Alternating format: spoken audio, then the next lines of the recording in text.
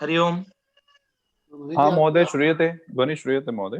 वो आज क्या कहते हैं, लाइट, बारिश हो रही है ना हमारे यहाँ पर, तो लाइट जा रही है आ रही है, वाईफाई बंद हो गया था, मैं नेट से कनेक्ट कर दिया है। अब देखिए, पिछली कक्षा में मैंने आपको एक बार पिछली कक्षा का पुनः दोबारा एक बार रिवाइज करवा दूं मैं, ताकि कोई दिक्कत ना हो।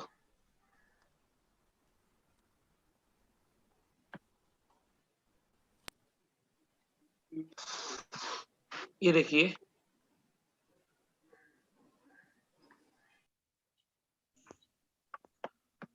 सबसे पहले हम चलते हैं सबसे ऊपर, जो आपने पढ़ा होगा सभी लोगों ने। एक चीज एक बार उसकी आवृत्ति कर लेते हैं ताकि कोई दिक्कत ना हो। प्रत्ययादेश, प्रत्यय के स्थान पर आदेश। ठीक है, एक सूत्र पढ़ा था। लकार होते हैं, लकार होते हैं 10। हर काल को बताने के लिए एक एक काल, एक एक क्या कहते हैं, लकार का निर्देश किया गया है। पर लोग कहते हैं कि काल तो 3 ही होते हैं, पर उसमें भी कुछ विशेष काल को किसी को आज्ञा देने के लिए, किसी से विनम्र निवेदन करने के लिए, कोई आज का काल है, कोई कल का, इस प्रकार 10 कालों में 10 लकार होते हैं। 10 लकार कालों को बताने के लिए 10 लकार का प्रयोग किया गया है। तो उन 10 लकारों में जब हम एक संज्ञा कर देते हैं, उसके बाद शेष बचता है केवल ला। फिर सूत्र आता है लहा परस्मै पदम। वह कहता है लकार के स्थान पर जो भी आदेश हुआ है उसकी क्या हो जाएगी, ती संज्ञा हो जाएगी, सॉरी परस्मै पद संज्ञा होगी, परस्मै पद संज्ञा होगी।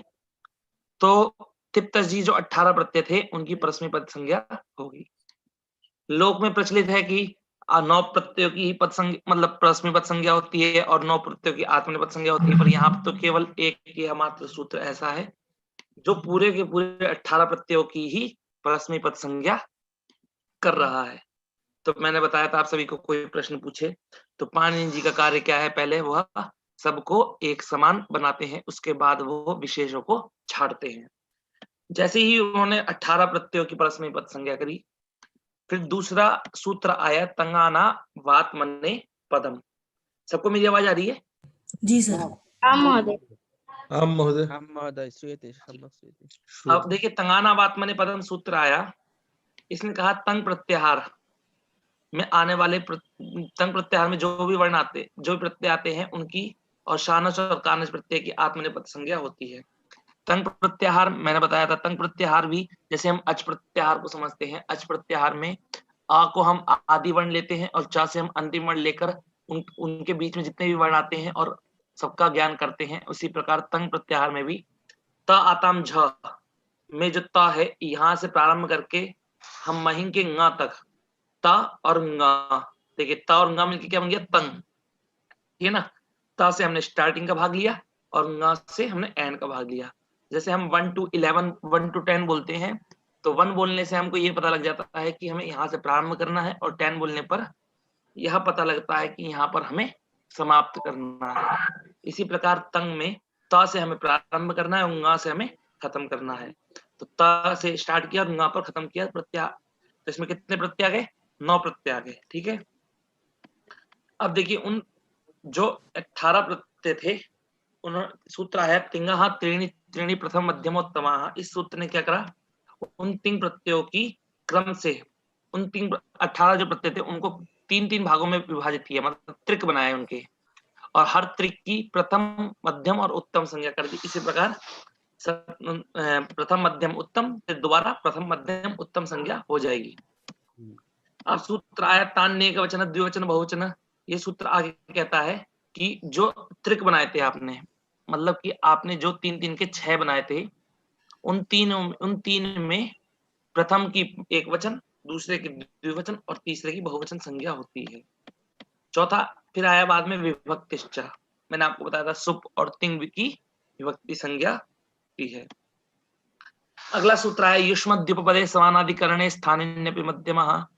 इसका अर्थ क्या है, युष्मत शब्द के प्रयोग होने पर या प्रयोग की संभावना होने पर भी मध्यम पुरुष होता है। ठीक है, या आप ये बोलिए त्वम पठसी अथवा केवल पठसी बोलिए, पर त्वम की संभावना भी होनी चाहिए कि त्वम लगा सकते हैं। ठीक है ना, त्वम लगा सकते हैं, इसकी संभावना भी होनी चाहिए। ऐसी अस्मत् शब्द में समझना है अस्मद शब्द के प्रयोग में या प्रयोग की संभावना होने पर भी आपको उत्तम पुरुष का प्रयोग करना है। और उनसे सूत्र आया शेषे प्रथमः। यह सूत्र कहता है कि शेष जो भी बचेगा उसमें प्रथमा विभक्ति का प्रयोग होता है। ठीक है, अब देखिए शेष किसे कहते हैं, तो उक्तादन्य शेषः, जो आपने बताया उससे जो भी अन्य बचा है वह क्या है, शेष है। ठीक है, अब कहते हैं सुप तिगंतम पदम, सुप और तिंग की पद संज्ञा होती है। ठीक है, अब देखिए यस्मात्, फिर अगला है यस्मात् प्रत्यय विधिस तदादि प्रत्ययंगम। जो प्रत्यय जिससे लगाया जाता है उस प्रत्यय के लग जाने पर उसके पूर्व वाले की अंग संज्ञा होती है। जैसे कि ये देखिए यहाँ पर भू धातु से हमने तिप प्रत्यय लगाया। जब भू धातु से हमने तिप प्रत्यय लगाया तो तिप प्रत्यय के लग जाने के बाद तिप से जो भी पूर्व में होगा उसकी अंग संज्ञा होगी। तो भू की भी अंग संज्ञा हो जाएगी और शप की भी अंग संज्ञा हो जाएगी।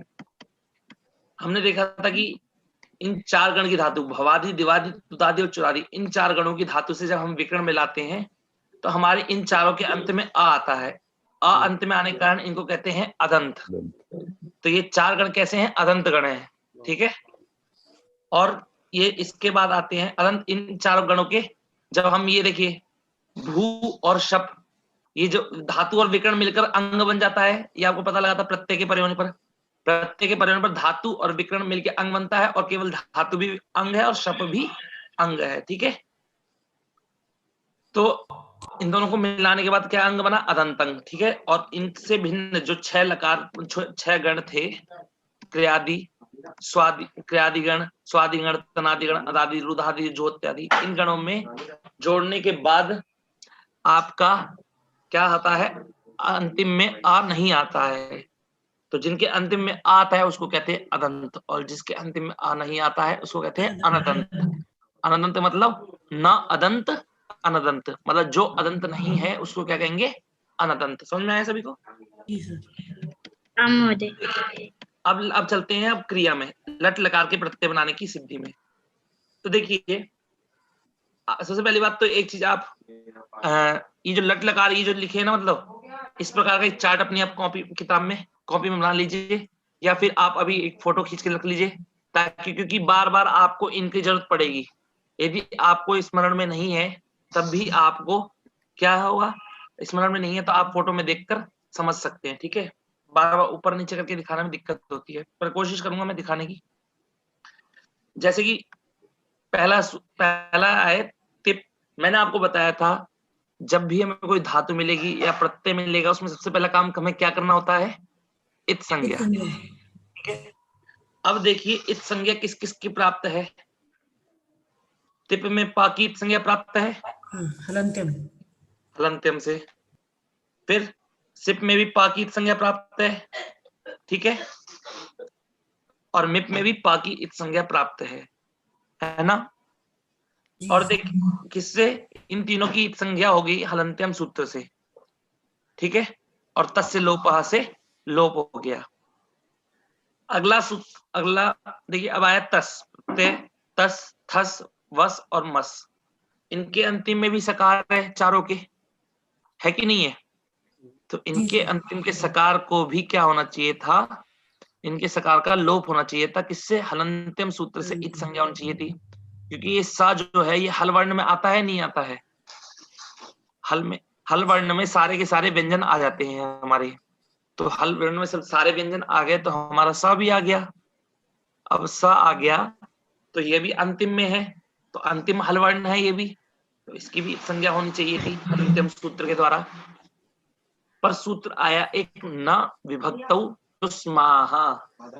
वह कहता है कि विभक्ति में तवर्ग अर्थात त, थ, द, ध और न। तवर्ग मतलब त, थ, द, ध, न। और तवर्ग सकार, सकार कौन सा, दंत सकार, और मकार की इत संज्ञा नहीं होती है। ठीक है, अब देखिए जब तवर्ग सकार और मकार की इत संज्ञा नहीं होगी तो यहां पर सकार की इत संज्ञा नहीं होगी, मना कर दिया। ठीक है, और जब सकार की इत संज्ञा नहीं हुई तो क्या हुआ, तो एक सूत्र आया सुप्तिगंतम पदम। वो कहता है कि सुप और तिंग प्रत्ययों की पद संज्ञा होती है, ठीक है। अब देखिए ये जब पद संज्ञा होगी इनकी, किसने करी? सुप तिगंतम पदम सूत्र में। अब देखिए सूत्र आया कि पदांत, पदांत मतलब पद के अंत में, पदांत मतलब पद के अंत में यदि सकार हो, मतलब पदांत सकार को और सजुष शब्द हो, उसके मूर्धन्य शकार को क्या होता है? रू होता है, ठीक है। अब मैंने आपको प्रक्रिया बताई थी उस दिन पिछली क्लास में, त सा को रू कर दिया, और जैसे थस में भी सा को रू करना है, वस में भी सा को रू करना है, और मस में भी सा को रू करना है। यह रू देखिए ये अनुनासिक है, तो इनकी भी इसकी भी संज्ञा हो जाएगी, ठीक है। तो इस संज्ञा क्या बचेगा? केवल रा बचेगा। अब बताया सूत्र आया खरवसान और विसर्जनीय, कह रहा है कि पदांत रेफ को विसर्ग होता है। पदांत रेफ मतलब रकार ही होगा, ठीक है पाठ नोलिया जी। रेफ मतलब रकार, तो पदांत रेफ मतलब पदांत रकार के स्थान पदांत रकार को विसर्ग हो जाएगा। कब होगा? उसकी दो कंडीशन है, दो कंडीशन मांगता है। इन दोनों कंडीशन में से एक भी कंडीशन अप्लाई होगी तो वह पदांत रेफ को विसर्ग कर देगा। उसकी पहली कंडीशन क्या है? खर प्रत्याहार परे रहने पर, कि खर प्रत्याहार परे होने पर। खर प्रत्याहार में कौन कौन से वर्ण आते हैं? ख, फ, छ, ठ, थ, च, ट, त और क, प, श, श, स। ये आपके 13 वर्ण आते हैं, ठीक है। अब देखिए या तो ये खर प्रत्याहार पर में हो, अथवा क्या होना चाहिए? जो आपका र है वह कहाँ होना चाहिए? अवसान में होना चाहिए। जो आपका र है वो कैसा होना चाहिए? अवसान में। अवसान को समझने के लिए सीधा सूत्र आया आपका विरामो वसानम, ठीक है। ये कहता है जहां वर्णों का अभाव हो उसकी अवसान संज्ञा होती है, अर्थात कि जिसके बाद में आपको वर्ण दिखने बंद हो जाए, ठीक है, तो उसकी अवसान संज्ञा हो जाएगी, उस अंतिम वाले वर्ण की अवसान संज्ञा हो जाएगी। तो देखिए मैं एक बार सा को दिखा देता हूं। सा में एक तस में एक प्रक्रिया करता हूं, आप लोग अन्य में भी इसी प्रकार समझिएगा, ठीक है।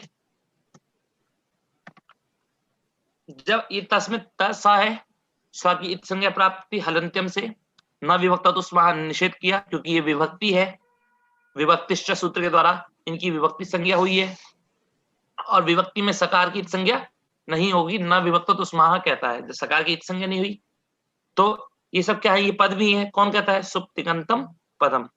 तो इस तस की पद संज्ञा है, और पद के अंत में देखिए दो वर्ण, पद में कितने कितने वर्ण है? 3 वर्ण है, ता है, आ है और सा है। तो पद के अंत में यदि सा हो, पद के अंत में यदि सा हो तो उसको क्या होता है? रू होता है आपका। तो सा को हमने कर दिया रू, ठीक है। अब रू था आपका अनुनासिक, ठीक है। तो अनुनासिक होने के कारण हमने क्या कर दी? उसकी उपदेशे जनुनासिक इत सूत्र से इत संज्ञा और तस्य लोपः से लोप कर दिया, बचा तर। ऐसे ही इसमें भी समझना है, थस में भी, ठीक है, वस में भी इसी प्रकार समझना है, मस में भी इसी प्रकार समझना है, क्योंकि तस था, सा को रू करना है और रू को के ऊ की इत संज्ञा करके रा बचाना है। ऐसे थस में भी सा को रू करना है और रू के ऊ को इत संज्ञा करनी है, इसी प्रकार। तो यहाँ बचेगा तर, यहाँ थर, वर, मर। अब देखिए र है, तो जब भी आप प्रयोग करते हैं, है ना सर, तो आप लोग जब प्रयोग करते हैं तो आप पठती बोलते हैं, पठता बोलते हैं, ठीक है।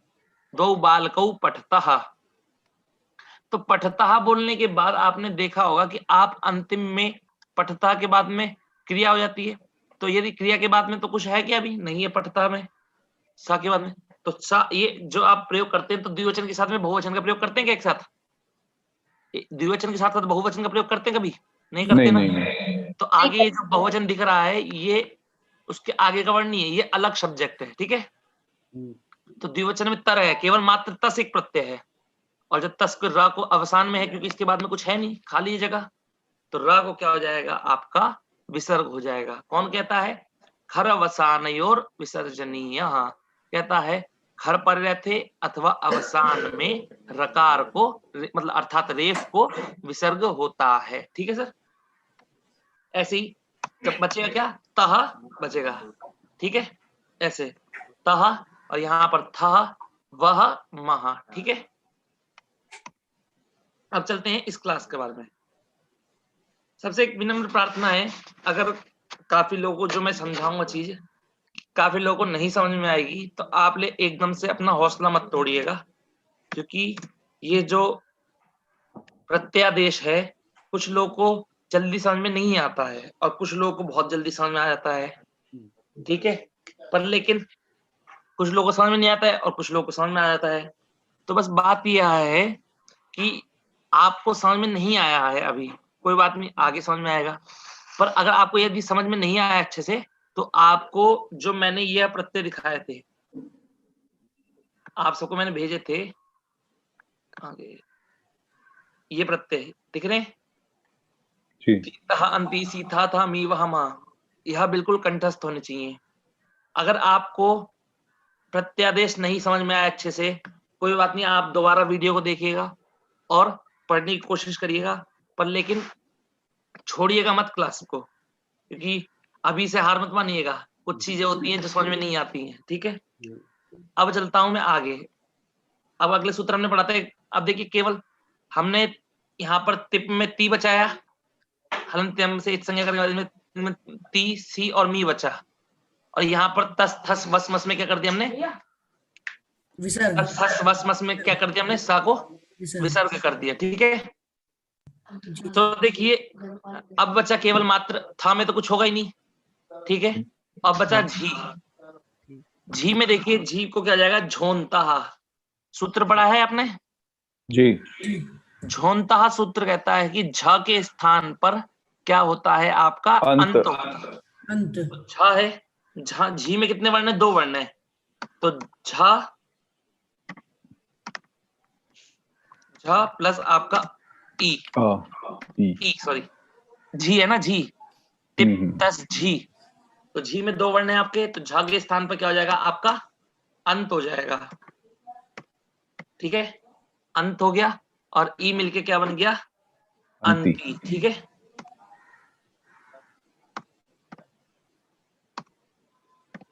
अंती हो गया। ठीक है, इस प्रकार हमने लट लकार के परस्मयी पदी प्रत्ययों को बनाया। अब चलते हैं लट लकार के आत्मनेपदी प्रत्ययों को बनाने की विधि। ठीक है,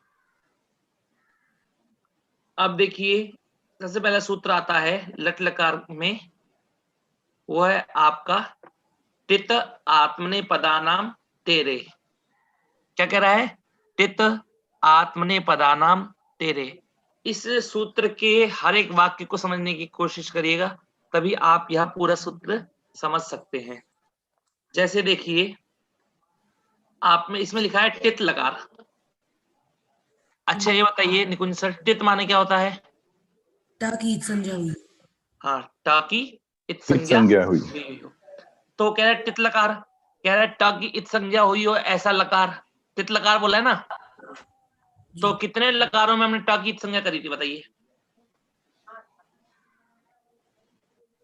बताइए कितने लकारों में करी है, 4 लोट, हाँ 6 लट लिट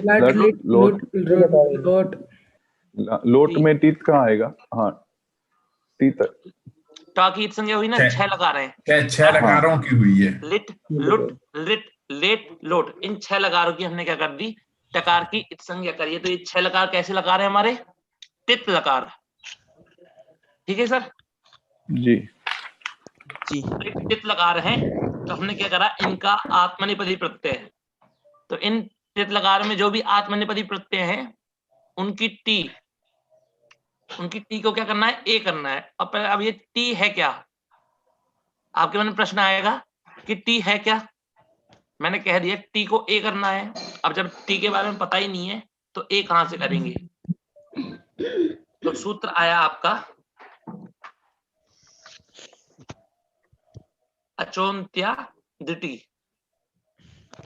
यहां पर लोग ये मत सोचिए जो टी है, टी मतलब चाय मत लीजिएगा। पांडित जी ने टी को कुछ और बताया है, और अंग्रेजों ने जब एक दिन सो चाय पी रहे थे, तो चाय पीते समय उन्होंने ये सूत्र पढ़ा और टी उन्हें अच्छा लगा, तो इसलिए उन्होंने चाय का नाम टी रख दिया।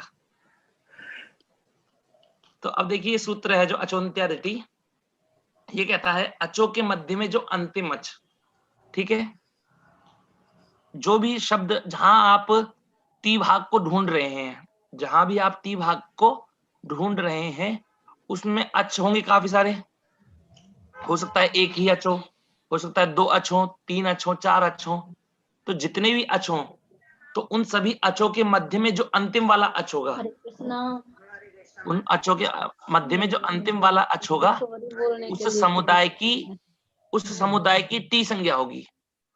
ठीक है, समझ में आया कि जिस शब्द में आप टी संज्ञा ढूंढ रहे हैं, टी भाग को ढूंढ रहे हैं, तो वहां पर कई सारे अच होंगे, और उनमें से जो अंतिम वाला अच होगा, उस समुदाय की टी संज्ञा होगी। ठीक है, जैसे देखिए, जैसे रामम शब्द है, रामम ना लेकर अभी लेते हैं, कुछ भी ले लीजिए, जैसे मेरा नाम ही ले लीजिए। अब मनीष में सभी को दिख रहा है? जी जी। अब मनीष में देखिए 3, अब हमें मनीष में, मैंने बोला कि निकुंज जी बताइए कि मनीष में टी भाग क्या है। ठीक है, तो अब आपकी इच्छा हुई कि मेरे को मनीष शब्द के अंदर टी भाग को ढूंढना है, तो जिसके अंदर ढूंढना है उस शब्द में काफी सारे स्वर तो होंगे, या तो एक स्वर होगा, या 2 स्वर होंगे, 3 स्वर होंगे, जितने भी स्वर होंगे, वो सब स्वर माने अच। ठीक है, उन सभी अचों के मध्य में, उन सभी मतलब अचों के बीच में जो भी अंतिम वाला अच है, तो अंतिम वाला अच कौन सा है? आ। कौन सा आ?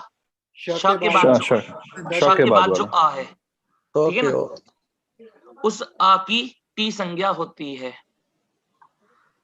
समझ में आया? जी सर। जो आपका अंतिम अच है, अर्थात आपका अंतिम अच हो, उसकी टी संज्ञा होगी। ठीक है, मतलब कि यहां पर जो मनीष में जो आ है, इसकी टी संज्ञा हो जाएगी। ठीक है, अब देखिए एक और उदाहरण देखते हैं। अब आया मनस। ठीक है, मनस शब्द है। अब मैंने कहा, हेलो जी, सर अभी बोल रहे हैं, अपना क्लास के एंड में हम लोग क्वेश्चन आंसर लेंगे प्लीज। जी सर, अभी बोलिए मत ना कोई बीच में, जिनसे जो पूछूंगा वही बताइएगा। अब देखिए मनस में मैंने बोला निकुंज सर कि आप मनस भाग में टी भाग को बताइए, टी भाग क्या है। तो आपने देखा, आपके मन में प्रश्न आया कि मुझे टी भाग ढूंढना है, तो आपने देखा कि मनस शब्द के अंदर कई सारे अच हैं, है ना, अचों के मध्य में, अचों के मध्य में जो अंतिम वाला अच क्या है? ना में आ, न के बाद, हाँ, आ, ना के बाद आ, अंतिम अच उस समुदाय की बोला है। तो उस समुदाय की मतलब कि उस समुदाय उसके बाद भी जो लोग हैं, उसकी भी उनकी भी टी संज्ञा हो जाएगी। तो मनस में आपके आ के बाद में स भी है। ठीक है, आ के बाद में स भी है, तो उस अस भाग की टी संज्ञा हो जाएगी। कितने भाग की होगी? अस भाग की होगी। ठीक है, समझ में आया आप सभी को? जी सर। तो मनस में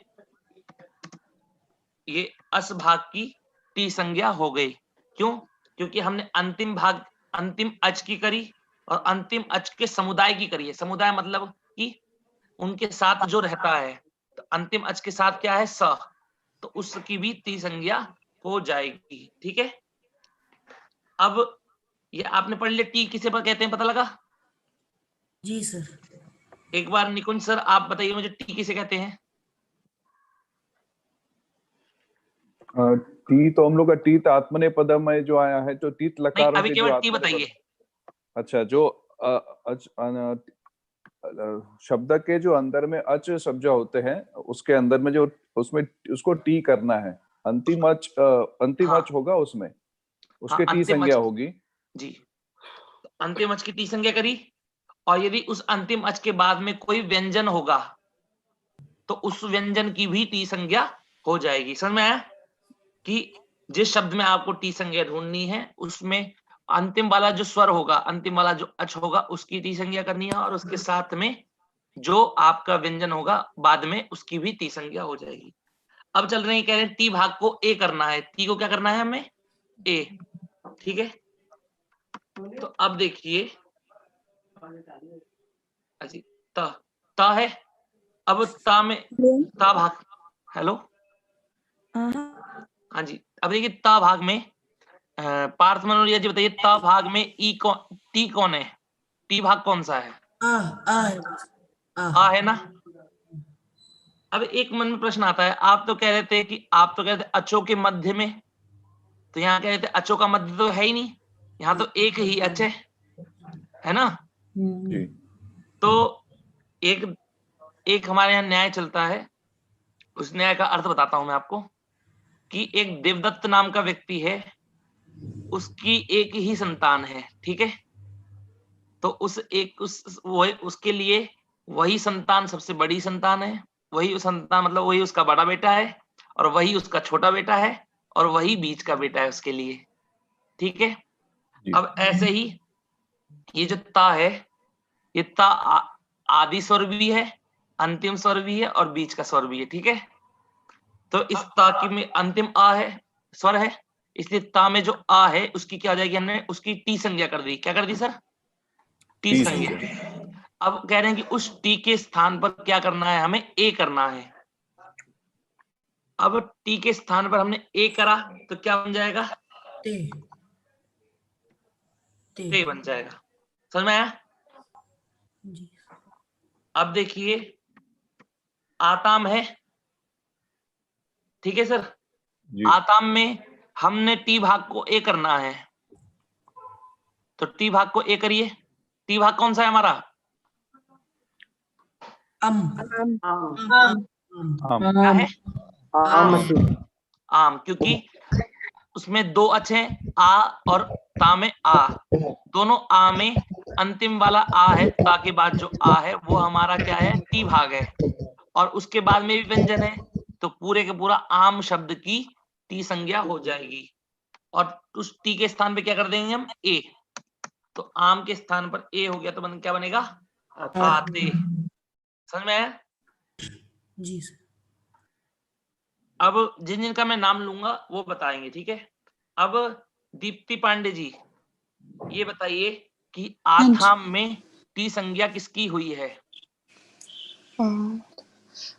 आम की, थ के बाद जो आम है उसकी, तो ये आथे बन जाएगा। आथे, ठीक है ना? आथे। तो टी भाग को ए कर दिया हमने, क्या हो गया? आथे। आथे। ठीक है, अब देखिए अब झा आया, तो झा के बाद में आपको मैंने कुछ झा के लिए पढ़ाया था आप सभी को। जी जी,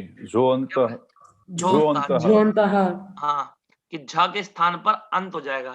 तो झा में देखिए यहाँ पर झा है और झा में आ है, तो केवल मात्र झा पे ही करना है, झा का जो आ है उसके स्थान पे नहीं करना है।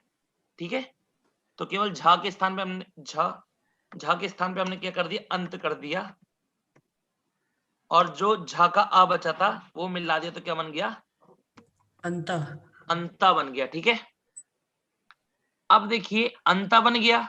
अब अंता में जो आ है वह टी भाग है कि नहीं है? जी है, ता और आ है। ता और आ नहीं, ता का आ है। हाँ, ता और आ बोलेंगे ना तो गलत हो जाएगा। ता हलंत्यम प्लस आ। हाँ, ता का आ है। ठीक है, तो ता के आ को क्या कर, ता का आ हमारा अंतिम का टी भाग है, तो उसको ए कर दिया, तो क्या बन गया हमारा? अंते। अंते। ठीक है, अब ऐसे ही देखिए ये महिंग है, महिंग, महिंग में क्या होगा सर बताइए? अंतिम हल गा है, हलंत्यम सूत्र से इसकी गा की इत संज्ञा हो जाएगी। ठीक है, अब बचा मही, और इत में भी टा है जो हमारा, टा की इत संज्ञा हो जाएगी। समझ में आया आपको? किससे होगी? हलंत्यम से। ठीक है, अब देखिए अब इत संज्ञा कर दी हमने, अब जो हमारा इन सब में टी, इन तीनों में टी भाग कौन सा है? ई। ई। इन तीनों प्रत्ययों में टी भाग कौन सा है बताइए कोई? ई। तो और टी भाग को क्या करना है हमें? ए करना है। तो ई को क्या कर दिया हमने? ए। ऐसे वही को ए को क्या कर दिया? वहे। और मही के ई को क्या कर दिया हमने? महे। ठीक है। अब दो प्रत्यय बचे हैं आपके, देखिए, ठीक है। हाँ, साथे ध्वम। थास बचा है और ध्वम बचा है, ठीक है। तो ध्वम में देखिए अब अंतिम माँ है, तो बताइए निकुंज सर, इसकी माँ की इत संज्ञा होगी क्या? हलंतम सूत्र से होगी। पर लेकिन आपको मैं पढ़ाया था कि न विभक्तो तो स्माहा, तवर्ग, सकार और मकार। तो मकार में म भी आया ना, तो उस माँ की भी इत संज्ञा नहीं होती है। अब ध्वम में माँ की इत संज्ञा नहीं हुई, तो हमने क्या कर दिया? तो इसके जो ध्वम का जो अम भाग है, मतलब जो टी भाग है, ध्वम का टी भाग क्या है? अम को क्या कर दिया? ए कर दिया। तो क्या बन गया? ध्वे। ठीक है। अब जैसे ही जा रहे थे थास को करने के लिए, तो तुरंत एक सूत्र आया आपका, क्या आया सूत्र? थासह से। ठीक है। ये क्या कह रहा है? टित लकार के थास के स्थान पर से आदेश होता है। ठीक है, समझ में आया? समझ में आया आप सभी को? जी। जो टित लकार कौन कौन से होते हैं? टित लकार मतलब कि लट, लोट, लट, लिट, लुट, लिट, लेट, लोट, ये 6 लकार आपके टित लकार होते हैं, क्योंकि इनमें टकार की संज्ञा हुई है। और जो बाकी के 4 बचे हैं वो होते हैं ङित लकार, क्योंकि उनमें ङ की इत संज्ञा हुई है। तो केवल ये जो सूत्र है ये कहता है कि टित लकारों का जो थास है, टित लकारों का जो थास है, उसके थास के स्थान पर क्या होता है? से होता है। तो पूरे थास के स्थान पर से हो गया, तो क्या हो गया हमारा? क्या बन गया? से बन गया। ठीक है। अब देखिए, मैंने आप सभी को क्या कहते हैं, जो प्रत्यय भेजे थे, तो उनसे मैच करिए। देखिए, ते आ, ते आ, क्या कहते हैं, अभी एक और सूत्र बचा है। ठीक है। अब हमें जो प्रत्यय बनाने हैं वह 2 अंग के लिए बनाने हैं। समझ में आया सर? निकुंज सर, जो हमें प्रत्यय बनाने हैं, ये जो प्रत्यय हम बना रहे हैं, हम ये 2 अंगों के लिए बनाएंगे, एक अदंत अंग के लिए और एक कैसे अंग के लिए बनाएंगे? अनदंत अंग के लिए। तो जब आप दो लोगों के लिए बना रहे हो, तो उसमें कुछ ना कुछ चेंजेस तो होंगे, कुछ ना कुछ चेंजेस होंगे ना। तो अदंत अंग के लिए क्या होगा और अनदंत अंग के लिए क्या होगा, इसको समझना है, और इसको बहुत ही बारीकी से समझना है इसको। ठीक है ना? तो देखिए, आतोंगिता सूत्र है। क्या है? आतोंगिता। यह सूत्र कहता है अदंत अंग के बाद आने वाले आताम और आथाम प्रत्यय के आ के स्थान पर क्या होता है? इ होता है। समझ में आया? समझ में आया? थोड़ा डिफिकल्ट तो नहीं है? नहीं सर। जब आपको अदंत अंग बनाना होगा, ठीक है, आप प्रत्यय जो बना रहे हैं वो किसके लिए बना रहे हैं? अदंत अंग के लिए बना रहे हैं। तो उसके बाद में आताम और आथाम का जो आ है, उसके स्थान पे ई कर देना है आपको। तो ऊपर देखिए, जैसे सर मैं कहता हूं ये प्रत्यय जो मैं बना रहा हूं, यह किसके लिए बना रहा हूं? मैं अदंत के लिए बना रहा हूं। ठीक है, किसके लिए बना रहा हूं? अदंत के लिए। अब अदंत के लिए बना रहा हूं, तो अदंत के बाद वाले आने वाले आताम और आथाम, ये थे आते और आते बन गए, जो इनके आ को क्या होता है? ई होता है। तो क्या कहते हैं? ई हुआ और या हुआ।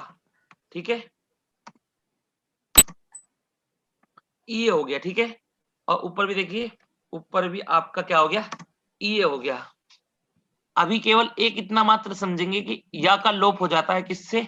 लोपो व्योरवली सूत्र है। ठीक है, सिर्फ इतना समझिए कि वह सूत्र या का लोप कर देता है, पर वह सूत्र क्या क्या कह के लोप करता है? उसके बीच से मत भागिए, क्योंकि उसको समझने के लिए अभी टाइम नहीं है इतना कि उसको समझेंगे। पर लेकिन केवल मात्र इतना समझिए, मेरे पे विश्वास रख के, कि जो ये ई किया हमने, इसमें या का लोप कौन करता है? लोपो व्योर वली। ठीक है, जिन जिन जिज्ञासुओं को ज्यादा इच्छा हो लोपो व्योर वली क्या कहता है, तो वह उस सूत्र में जाकर पढ़ सकते हैं। ठीक है, अब देखिए या का लोप कर दिया, क्या बना? इथे और इते। इते। समझ में आया सर? जी सर जी। अब देखिए, हाँ, अब प्रत्यय को बोलिए। ते इते अंते से इथे द्वे ए वहे महे, और इनको मिलाकर देखिए इनसे। ते इते अंते से इथे द्वे ए वहे महे। ठीक है, अब देखिए इसमें भी मैं थोड़ा अभी जो चीज दिखा रहा हूं उसको गौर से सभी लोग देखिएगा।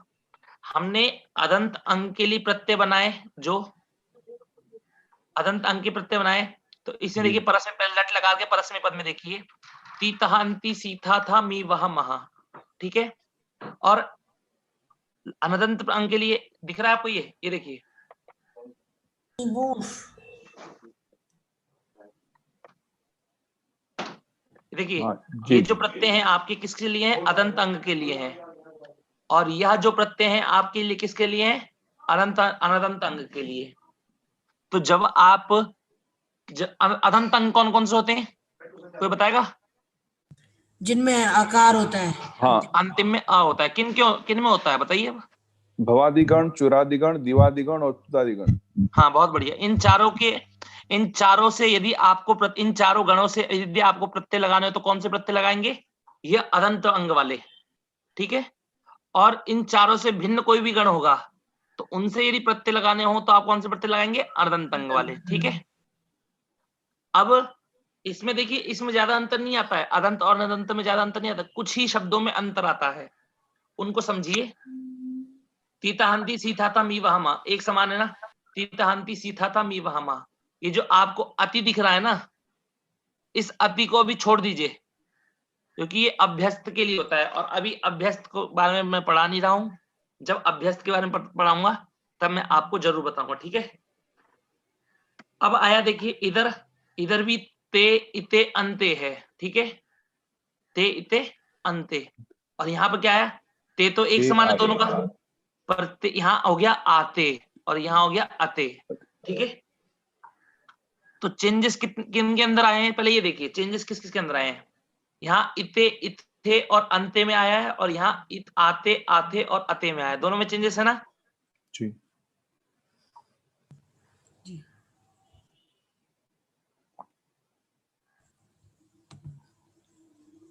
सर इसमें क्या नुनागमन हुआ है क्या इसमें?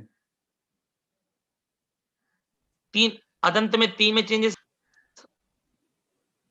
हरिओम, हाँ, अधुना श्रूयते श्रूयते। आ रही है सर आवाज?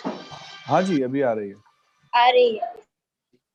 तो ये देखिए कि अब इनमें, अब हमने इते और इथे का तो समझ लिया हमने। जी। हरिओम, हाँ हाँ सर। आम तो इते और इथे का तो हमने समझा, इते और इथे और आते का हमने समझा कि यदि अदंत होगा तो आ के स्थान पर ई कर देना है, और यदि अनदंत होगा तो आ के स्थान पर ई नहीं होगा। सीधी बात है सर। अदंत में क्या होगा? आ के स्थान पे ई कर देना है, और अनदंत में आ के स्थान पर ई नहीं होगा, तो आते ही रह गया और आते ही रह गया। ठीक है, अब जो सूत्र आपने पढ़ा, क्या पढ़ा था? झोंतहा, कि झा के स्थान पर अंत होता है। तो देखिए यहाँ तो झोंतहा में लगा, अंत भाग कर अंत कर दिया, पर यहाँ पर तो अंत नहीं है, यहाँ तो अते है। तो ये कैसे बना? इसके लिए सूत्र आप पढ़िए। सूत्र आया आपका, क्या है? आत्मने पदेश्वनतः। क्या सूत्र है? आत्मने पदेश्वनतः। यह सूत्र कहता है कि आत्मने पद का मतलब कि अनदंत अंग के, अनदंत अंग का जो आत्मने भाग, ठीक है, अनदंत अंग के आत्मने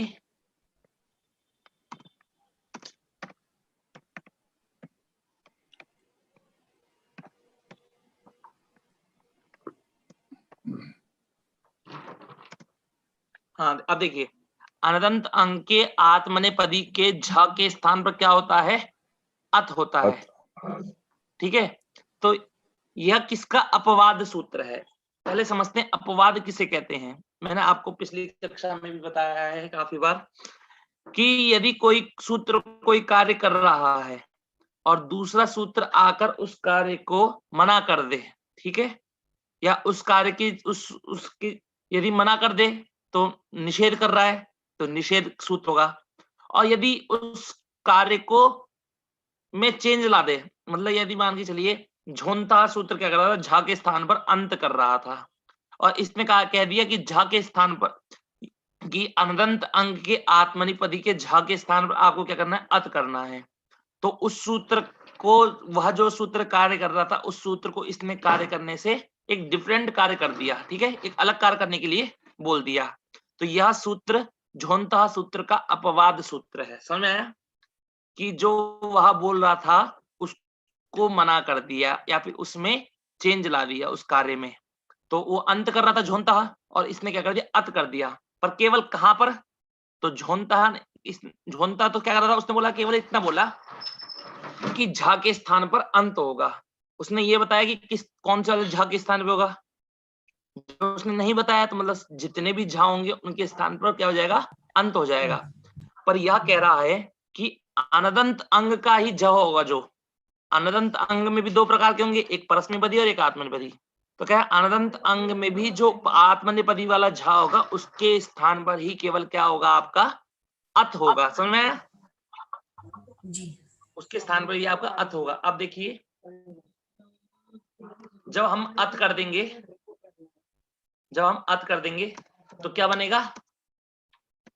अत बना, और जो आ था उस आ को क्या कर दिया? ए कर देंगे तो क्या बनेगा? अते। समझ में आया? जी अब आप एक बार फिर से प्रत्यय देखिए। मैं आपसे अब देखिए, तीता हंती सीता था मीवा मा, इस दोनों के दोनों एक जैसे ही हैं।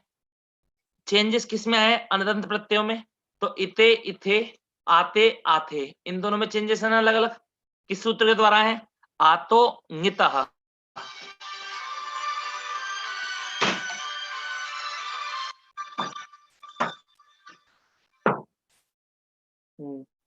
हरिओम। जी सर। हाँ, तो आप एक मिनट होल्ड करेंगे सब लोग। जी जी।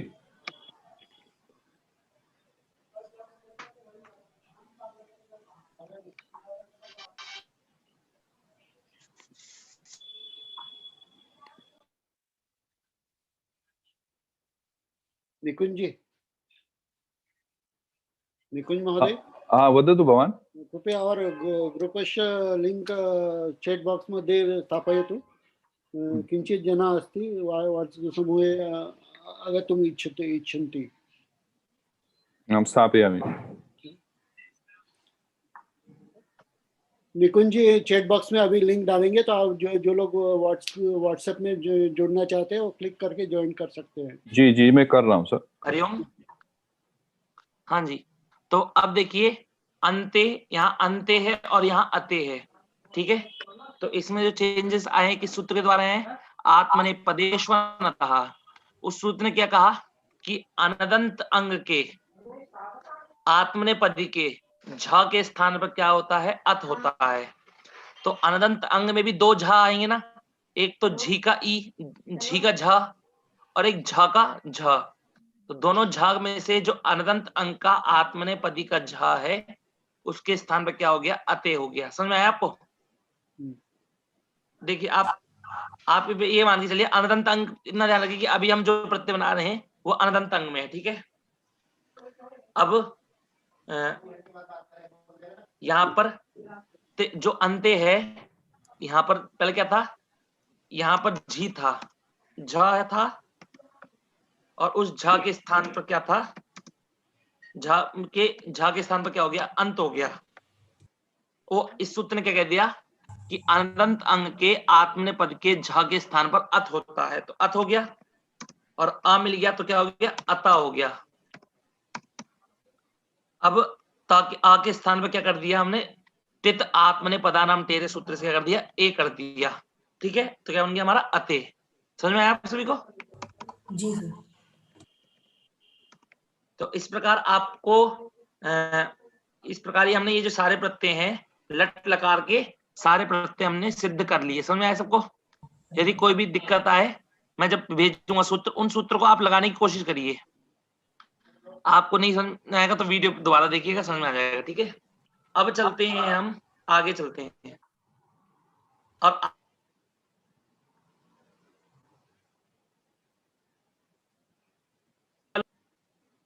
ये देखिए, एक तो झोंता, ठीक है, तित आत्मनेपदानां ते, ये सूत्र जो पढ़ाए हैं आपके लिए उपयोगी। अचोन्त्यादिति, आतोंगिता, जित, और ये आत्मनेपदेश्वरतः, ये जो थासह से सूत्र है, यह सूत्र आपका केवल तित लकार अर्थात कि जिनमें टकार की इत संज्ञा हुई हो उनके थास के स्थान पर ही से करेगा। ठीक है, अब चलते हैं। अब देखिए, अदंत अंग के लिए हमने जो प्रत्यय बनाए हैं, अदंत अंग के लिए जो प्रत्यय बनाए हैं उसमें क्या बना? तीता अंति सीथा था मी वह महा। आत्मनेपद में ते इते अंते से इथे द्वे ए वहे महे। मैं किसी से प्रश्न पूछूंगा, यहाँ बताइए कि यहाँ पर तो आते होना चाहिए था, आ के स्थान पर ई कैसे हुआ?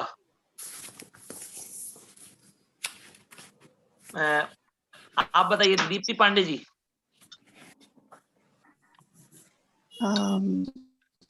सर हम ना जाना में सूत्र था ना ये। सूत्र ये देखिए, सूत्र आतो गीता। एक बार इसको बोलिए आप। आतो गीता। आतोंगितः। हाँ, इसका अर्थ बोलिए, सूत्र का अर्थ क्या है?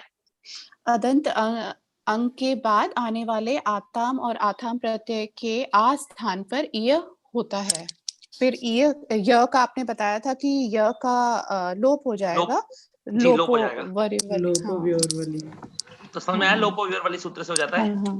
तो ये देखिए, अब बचा इता, और इसने क्या बोला है केवल कि अदंत अंग के ही होगा। अदंत अंग के होगा मतलब अनदंत के आ का लोप नहीं होगा, आ के आ को ई नहीं होगा। तो केवल अदंत में ही आ के स्थान पर ई होता है और अनदंत में आ के स्थान पर ई नहीं होता है। ठीक है, समझ में आया सभी को आपको? और सूत्र आया कि आत्मनिपदेश्वनता, अनदंत अंग के आत्मनिपदी के झ के स्थान पर अत होता है। तो यहाँ पर जब आप, ये तो अनंत अंग के लिए है, और जब हम अनदंत अंग के लिए जाएंगे तो देखिए, अनदंत अंग के लिए ये आपका जो आया, एक मिनट बस,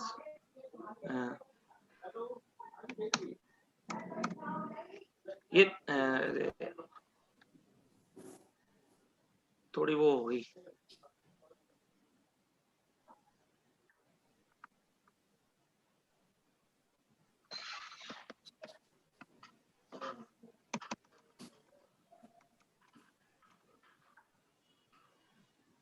ये देखिए आप सभी लोग, ये जो अनदंत अंग है इसमें क्या बना है हमारा?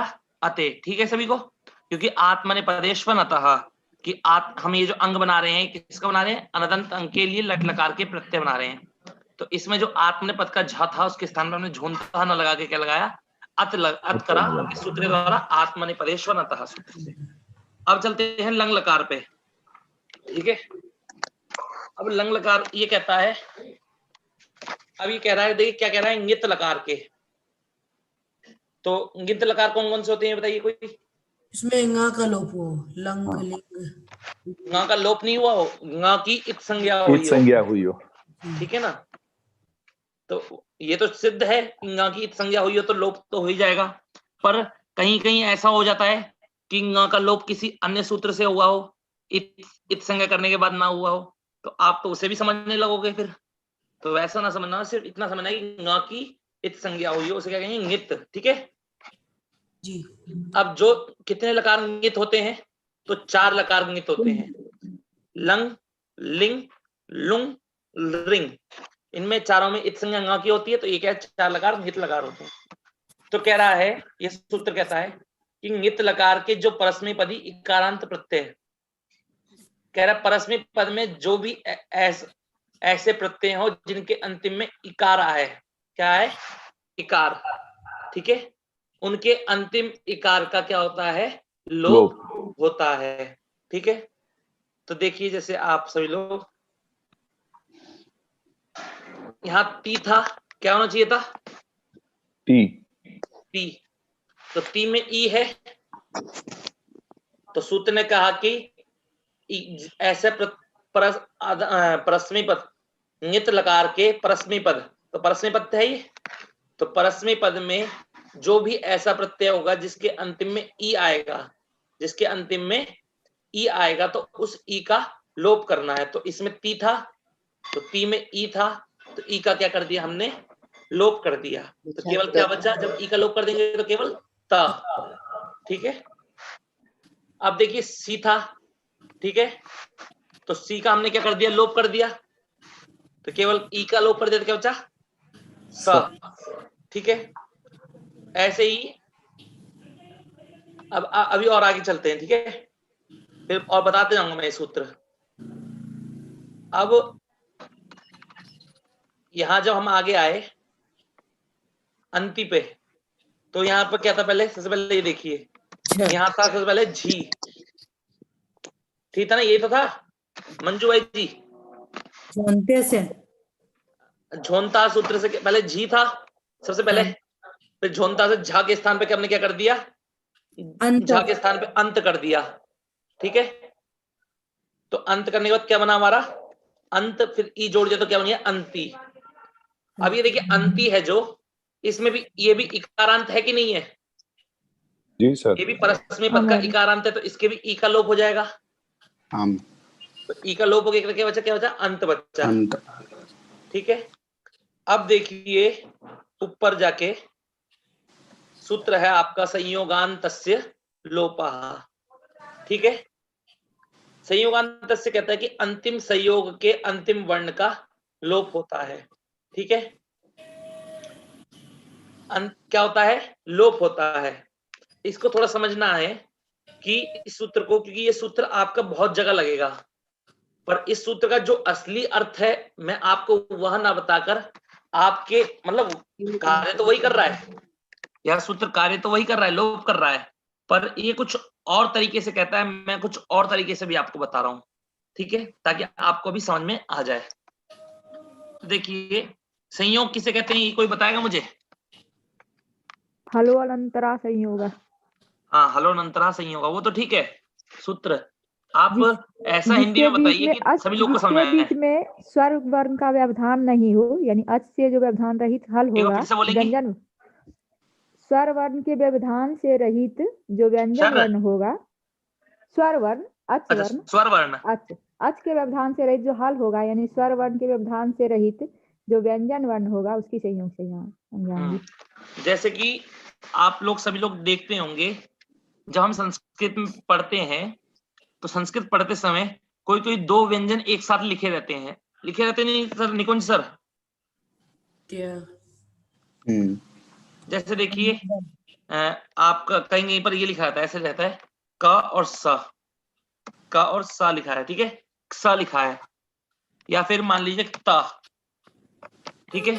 तो इस ता में क और ता है ना, तो दो व्यंजन जब जहां मिल जाए, दो व्यंजन जब एक साथ हो तो उनका क्या होता है? संयोग होता है, संयोग, ठीक है। अब दो व्यंजन कब मिलेंगे आपस में?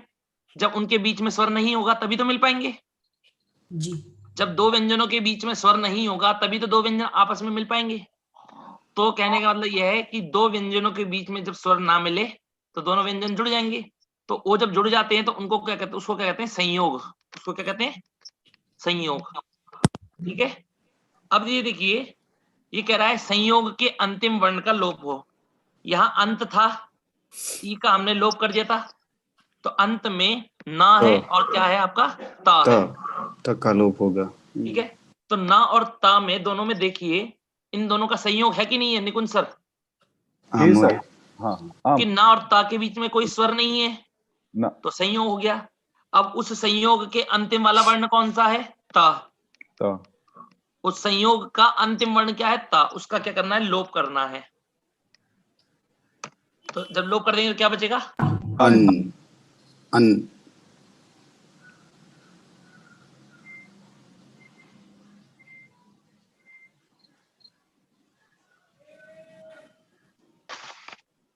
हरिओम। हाँ महोदय हाँ श्रूयते। महोदय। हाँ, तो अब देखिए, अब एक सूत्र आया दूसरा। इस सूत्र को, है तो बहुत आसान सूत्र ये, पर थोड़ा याद करने में लोग कंफ्यूज हो जाते हैं। ठीक है, सूत्र है आपका तस थस थ मिपाम तान तन तामह। क्या सूत्र है? तस थस थ मिपाम तान तन तामह, यह सूत्र है आपका। यह सूत्र कहता है कि ङित लकार, कौन से लकार? ङित लकार। ङित लकार में 4 प्रत्यय आते हैं आपके, तस थस थ और मिप। आते नहीं आते बताइए? जी देखिए आम ये जो महोदय। मैं दिखाता हूँ, ये चारों देखिए, टिप तस, तस आ गया, सिप थस, थस आ गया, सिप थस थ और मिप, ये 4 प्रत्यय हैं, आते हैं ना। तो उन 4 प्रत्ययों के स्थान पर आपको क्या करना है? क्रम से ताम तम ता तम और क्या करना है? अम। इन चारों के स्थान पर ये 4 कर देने हैं। मतलब कि तस के स्थान पर क्या होगा? ताम। तस के स्थान पर क्या होगा? ताम। थस के स्थान पर तम। था के स्थान पर ता और मिप के स्थान पर क्या होगा? अम। तो देखिए, तो यहाँ पर पहले, सबसे पहले ऐसे, यहाँ पर कैसे दिखाऊं? चलो दिखाता हूं मैं आपको। यहाँ पर सबसे पहले क्या था? तस था, ठीक है। यहाँ था आपका थस,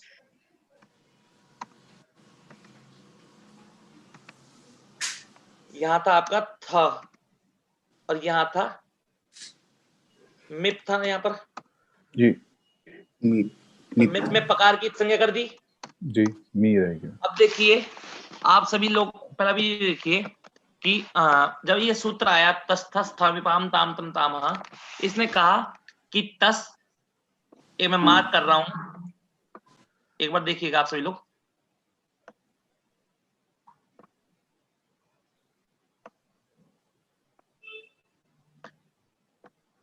इसने कहा कि ये जो 4 प्रत्यय दिख रहे हैं आपको, इन जी 4 प्रत्ययों में मतलब तस थस था और मी, ये जो मिप है, मिप कहा है, ये मिप था और पाकी संज्ञा होगी तो क्या बचा? केवल मी बचा। तो कह रहे हैं इनके स्थान पर तस थस था मिप, इनके स्थान पर क्रम से क्या हो जाए? ताम तम पहले एक मिनट, एक एक करके बोलिएगा। ताम ताम ताम तम ताम तम ता ता, फिर क्या बोला? अम। हो गया। पर देखिए, जब अब हम करने वाले थे तो पहले क्या था? हमारा मी था, ठीक है ना? था कि नहीं था? तो मी में सूत्र हमने पढ़ा इतश्च, कि ई का लोप होता है, इकारांत जो प्रत्यय उसके ई का लोप होता है। तो इस ई भाग का लोप हो रहा था, तो सूत्र आया गया तस थस थामिपाम ताम तम तामा। इस सूत्र ने पूरे मी भाग को ही चेंज कर दिया। तो क्या कर दिया इसने? अम कर दिया। तो अब अम बनने के बाद ये इकारांत है नहीं है, तो इसके ई भाग का लोप नहीं होगा। समझ में आया? अब देखिए,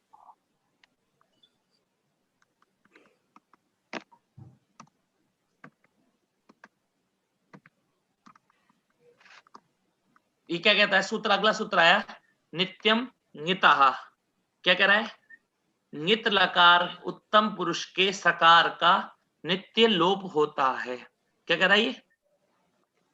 ङित लकार, ङित लकार पता है आपको सभी को? 4 लकार जो बताए थे वो ङित लकार होते हैं। उनके जो उत्तम पुरुष है, तो उत्तम पुरुष कौन सा है? प्रथम पुरुष, मध्यम पुरुष और उत्तम पुरुष। उनके सकार का नित्य लोप होता है। तो ये जो सकार है, इसे सकार का लोप कर देंगे तो बचा म, और सा का लोप कर देंगे तो व। ठीक है, यह जो लोप हुआ है ये हलंत्यम सूत्र से नहीं हुआ है, याद रखिएगा। हलंत्यम सूत्र से हमने इत संज्ञा करी हो और उसका तस्य लोपा से लोप किया हो, उस सूत्र के द्वारा नहीं हुआ है। यहां पर जो सा का लोप हुआ है वह किससे हुआ है? नित्यम ङितः, इस सूत्र के द्वारा सकार का लोप हुआ है। कुछ लोगों ने प्रश्न किया था कि आप पहले मतलब जैसे देखिए, आप यहाँ तो वह महा बोल रहे हो, पर यहाँ वह महा नहीं बोल रहे हो, सॉरी इसमें लंग लकार में, क्योंकि हम लंग लकार बना रहे हैं। तो यहाँ देख रहे हैं आप, देखिए सबका बन गया नहीं बन गया ये पूरा जी। अब निकुंज सर एक बार मैं रिचेक करवाता हूं, आप देखिए दोनों का रिचेक करिएगा। अनदंत के लंग के परस्मी पद को और अनदंत के भी लंग के परस्मी पद दोनों को चेक करिएगा। दोनों को चेक आप सभी करिएगा। कैसे? मैंने सूत्र पढ़ाया है, उस सूत्र की सहायता से। पहले त आया, ता में लगाएंगे, ठीक है। ता में क्या था? पहले ती था, क्या था? ती। तो ती में जो ई भाग है उसका किसने कर दिया लोप?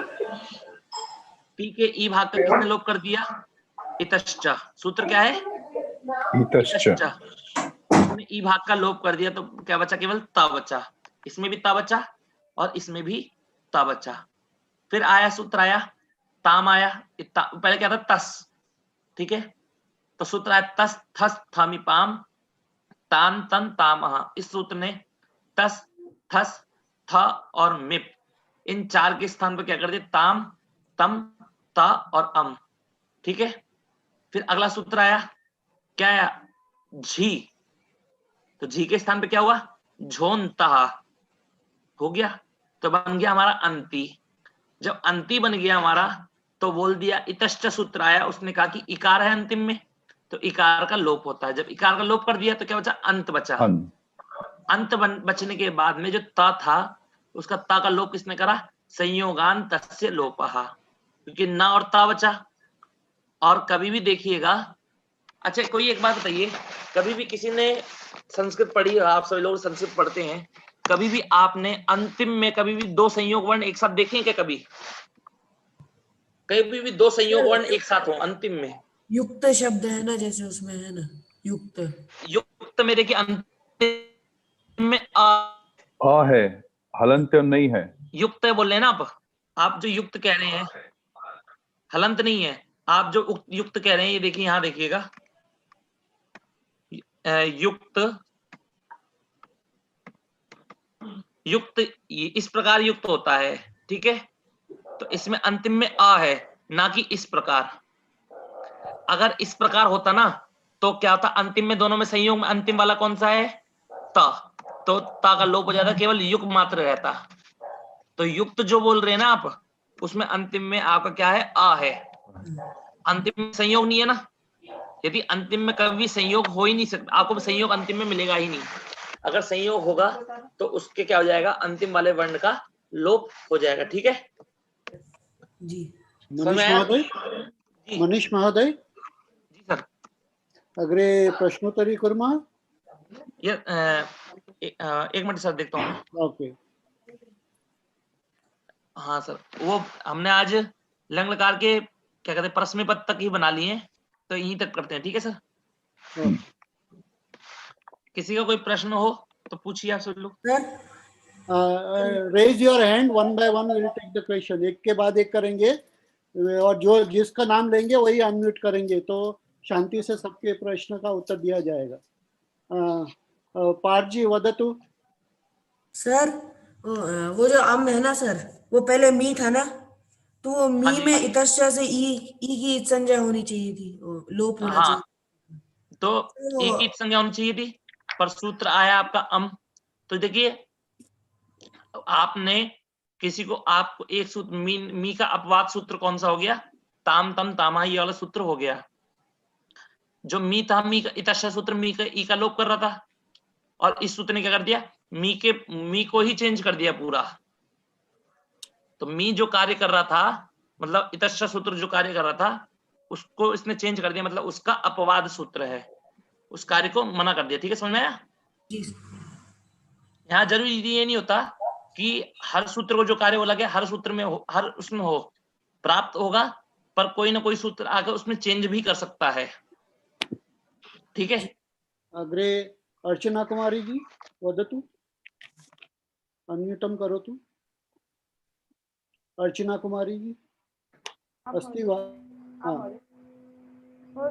मुझे मेरा प्रश्न है, सस जिसो रू से रू किए उसके फिर संज्ञा, फिर उसमें जो खर वठानियो विसर्जनीय सूत्र है, वो सूत्र क्या कह रहा है?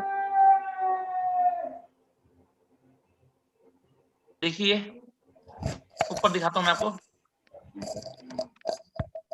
ये जो आपने सूत्र पढ़ा, जब हम शब्द बनाते हैं तो आप सबसे पहले मैं आपको यहाँ लिख के दिखाता हूँ, एक उदाहरण दिखाता हूँ, उस उदाहरण की तरह से मैं आपको दोनों प्रकार का सिद्ध करवाऊंगा, ठीक है। तो देखिए सूत्र है पहले रामस, रामः कहते हैं आप लोग जो रामः कहते हैं ना, वो असलियत में होता क्या है, पहले सबसे पहले होता है वो रामस। क्या होता है वो आपके सबसे पहले क्या होता है, रामस, ठीक है। अब इन्होंने कहा कि रामतरेफ को विसर्ग होता, ये अब बाद में है आपके रामस, कह सकते हैं क्रीडति, ठीक है।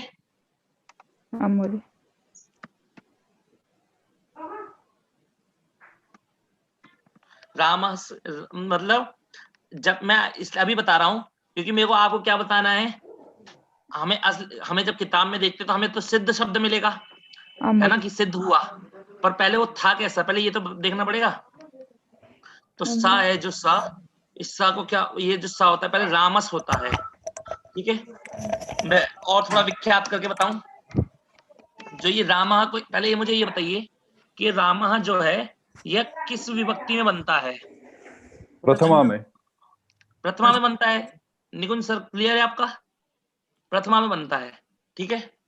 अब देखिए प्रथमा में कौन सा प्रत्यय आता है, प्रथमा के एक वचन में सुप्रत्ययों में स, सु प्रत्यय आता है, सु, राम मिलाकर बोलिए दोनों, सा और ऊनी, सु। तो पहले सु आया आपका, तो सु में उगित संज्ञा है, किस सूत्र से, उपदेशे जनानासिक इत, इत से इत संज्ञा हो गई और केवल बचा सा, ठीक है। अब जो ये सा है यह एक वचन का ज्ञान कराता है, तो ये जब इसमें जुड़ गया रामस में, राम में जुड़ गया तो यह एक पद बन गया, पद बन गया। अब पद बनने के बाद देखिए जो सा है आपका, यह सा पद के अंत में सकार है, तो इस सकार को क्या हो गया, हमने क्या कर दिया, ससजुषो रू, ठीक है। तो रू हो गया और ऊ की भी संज्ञा कर दिया हमने किससे, उपदेश से। अब देखिए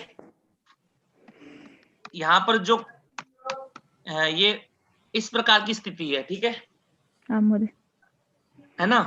अब यहाँ पर रामर प्लस क्रीडति है, तो इस रा को अब क्या होगा, तो कहेंगे कि इस पद के अंत में रा है, तो पद के अंत में रा को विसर्ग होता है। कब होता है, तो कह रहे हैं खर परे होने पर अथवा अवसान में।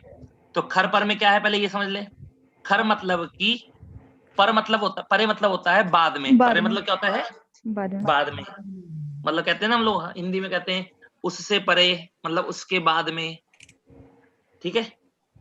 तो क्या कह रहा है, पदांत रेप को विसर्ग होता है खर परे रहने, मतलब खर बाद में होना चाहिए। तो यहाँ पर देखिए रा है, रा को विसर्ग करना है, कब होगा रा को विसर्ग, यदि बाद में खर प्रत्याहार होगा।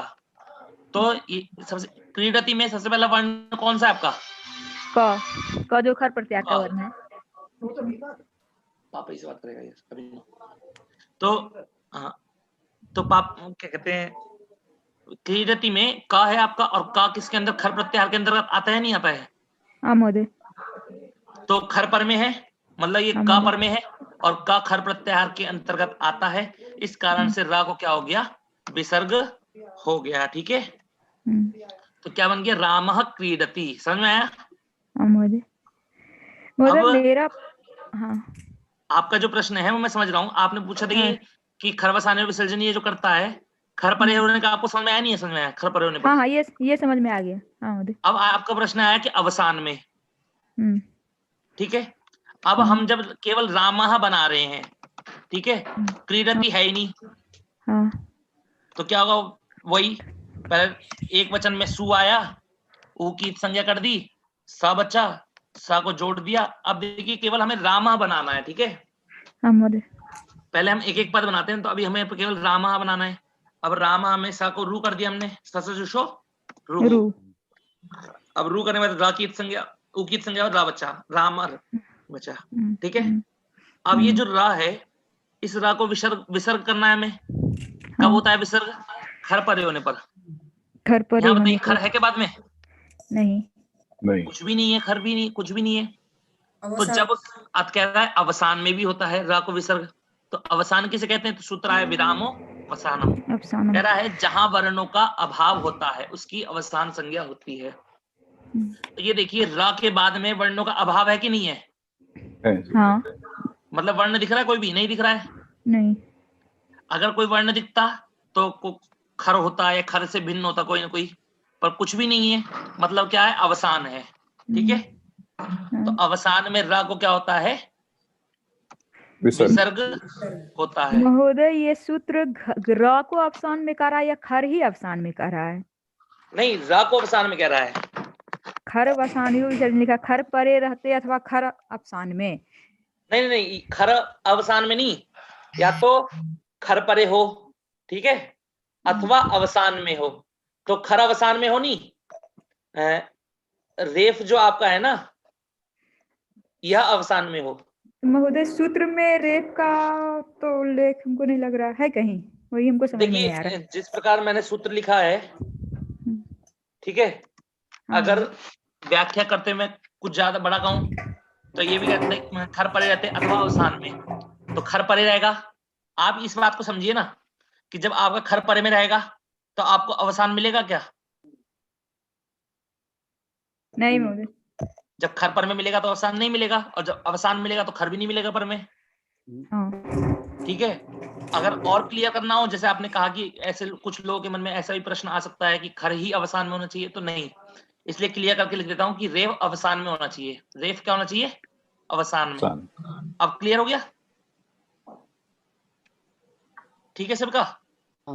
इसमें रमेश जी होल्ड ऑन, रमेश जी नहीं, इसी से संबंधित है। रेफ कहाँ है? रेफ तो सूत्र में है नहीं, उसको वो कहां से आया? आपका जो प्रश्न है वो ठीक है। देखिए, सूत्रों को पूरा करने के लिए एक अनुवृत्ति क्रम चलता है, समझ में आया आपको? जैसे हमने बताया था, उपदेशे जननासिक इत, यह सूत्र था। इसमें उपदेशे अच अनुनासिक इत पड़ा, पर इसका जो अग्रिम सूत्र आया, अगला सूत्र आया, उसमें केवल पड़ा हलंत्यम। और हलंत्यम का अर्थ क्या होता है? अंतिम हल। क्या होता है सर? अंतिम हल। अब प्रश्न ये होते हैं कि अंतिम हल तो आप बोल दिया, तो अंतिम हल को क्या करना है? कुछ तो करना होगा। जब आप बोल रहे हैं अंतिम हल, तो सूत्र आगे कहता है, हलन कहता है कि ये उपदेशे और इत की अनुवृत्ति लाते हैं हम, ठीक है ना?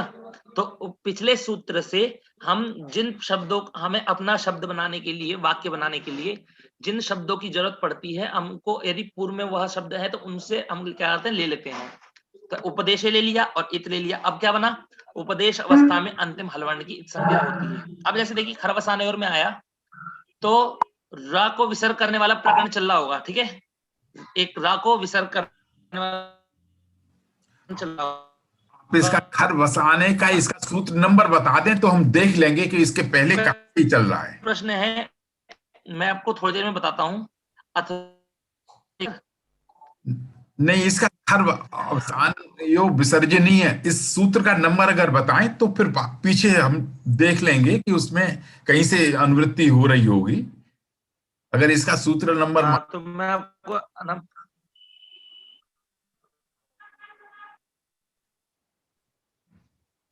मनीष जी आप बाद में डाल सकते हैं, बाद में बता दीजिएगा, क्योंकि इसके लिए रुकने की जरूरत नहीं है अभी। सूत्र संख्या 8-3-15। हाँ, 8-3-15 जी, 8-3-15 है जी। अच्छा, तो उससे पहले कहीं वहां से अनुवृत्ति हो रही होगी। हाँ जी, इसके पहले से कहीं से अनुवृत्ति हो रही होगी। जी जी, देखते हैं उसको। धन्यवाद।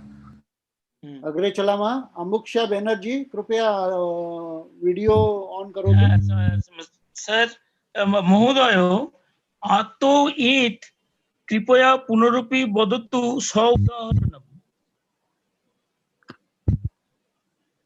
आतो ईत पुनरुपि वदतु कृपया सौदाहरणम्। हरिओम। आतो ईत सूत्र को पुनरुपि वदतु स उदाहरणम। क्या समझा नहीं सर मैं? अतोईत अतोईत है। अतोईत का जो सूत्र आपने पढ़ा है उसको एक तो उदाहरण देके उनको समझना चाहते हैं वो। अतोईत का कौन सा पढ़ा है मैंने? अतोईत आतोंगिता। अच्छा आतोंगिता है। आतोंगिता आतोंगिता आतोंगिता। अच्छा, आतोंगिता सूत्र जो पढ़ाया था ये सूत्र है यहाँ 7281। उदाहरण सहित समझना चाह रहे हैं दोबारा।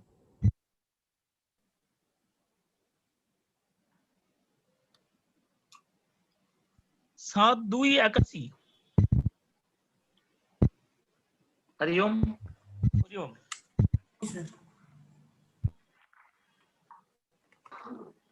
हेलो। हाँ सर बोलिए, ध्वनि श्रूयते। तो अदंत अंग के बाद आने वाले आताम और आथाम, तो इसने ये कह रहा है कि अदंत अंग दो ही प्रत्ययों का नाम ले रहा है, ये एक आताम का और एक आथाम का ले रहा है, ठीक है। तो इन दोनों आथाम और आताम के आ के स्थान पर क्या करना है? ई करना है। तो ये जो आ है, आताम का जो आ है, ये देखिए आ है, तो आ के स्थान पर ई कर दीजिए, ठीक है। और आथाम के भी आ के स्थान पर क्या करना है आपको? ये करना है। और जब यह जो इन दोनों में यह है, इसका लोपो व्योर वली, इस सूत्र से आपको क्या कर देना है? लोप कर देना है। तो इथाम बन गया और इधर क्या बन गया? इताम। समझ में आया? एक ही कार्य, ये जो मैं आपको सूत्र बता रहा हूं ना, ये जो हर जगह काम नहीं करते हैं, सिर्फ कुछ ही जगह पर कार्य करेंगे। जो योग का महोदय, जो योग का अलोप हुआ वो कैसे हुआ, कौन सूत्र के अनुसार? मैं आपको भी केवल सूत्र बता देता हूँ, लोपो व्योर वली है। योग का जो लोप हुआ वो कैसे हुआ, कौन सूत्र के अनुसार? हाँ जी, मैं बताया था मैंने, लोपो व्योर वली सूत्र है। लोपो व्योर वली इस सूत्र के द्वारा लोप हुआ है, ठीक है, या का लोप हुआ है। और ये सूत्र कहता क्या है? इस सूत्र को जब आपको आगे पढ़ाया जाएगा ना, तब आपको समझ में आएगा क्लियर, ठीक है। कोई प्रश्न? युगल किशोर महोदय। हरिओम महोदय। आपको ये टॉपिक लोपो व्योरवली का नंबर मिल सकता है अपने को? 6 और 65 मेरे ख्याल। इसका 6 और लोपो व्योरवली का वो मांग रहे हैं सूत्र का नंबर 6165। अच्छा महोदय, एक ऐसा था कि सजुसो रू है जी। तो ये अच में जो है अनुनासिक भी होता है, अनुनासिक भी होता है। तो इसमें तो अनुनासिक तो कहीं पर लिखा हुआ नहीं है, सजुसो रू में कहीं भी अनुनासिक नहीं लिखा हुआ, तो ये फिर कहाँ से लिया जबकि ये उपदेश में है? सर एक मिनट होल्ड करेंगे, मैं आपको एक चीज दिखाता हूँ। आज मैंने आप सभी को एक ग्रुप पे एक चीज भेजी थी ना, आप सभी को ध्यान होगा।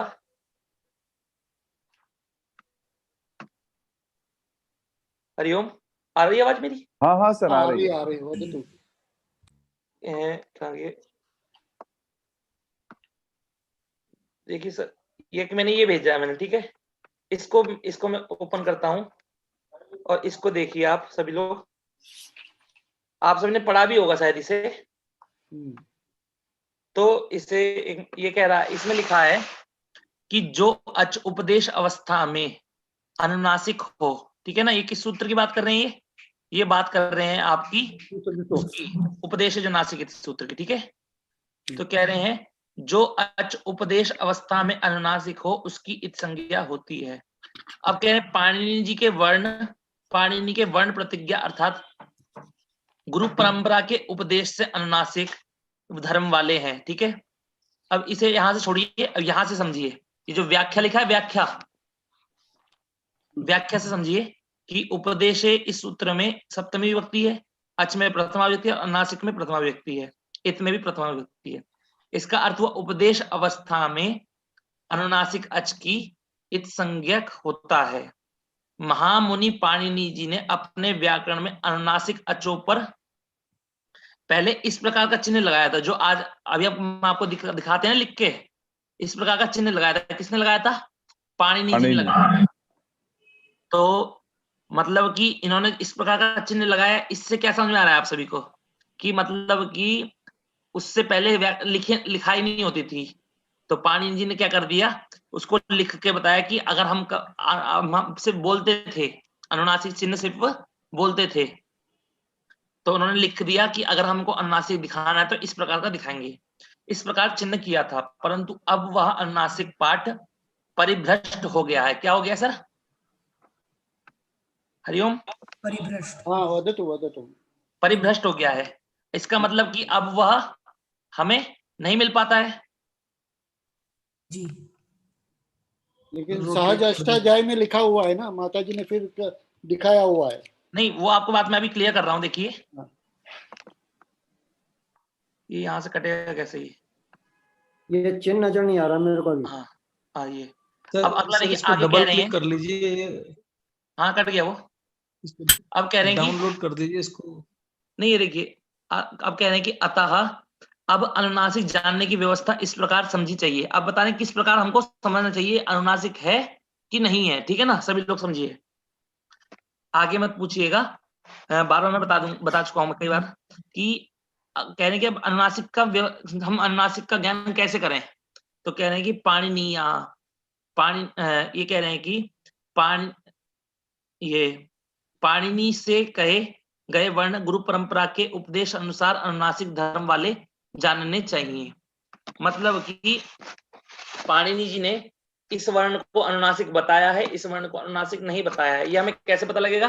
तो गुरु परंपरा के उपदेश के अनुसार पता लगेगा। ठीक है, तात्पर्य यह है कि अनुनासिक के विषय में अब तक आ रही गुरु परंपरा का आश्रय करना ही युक्त है।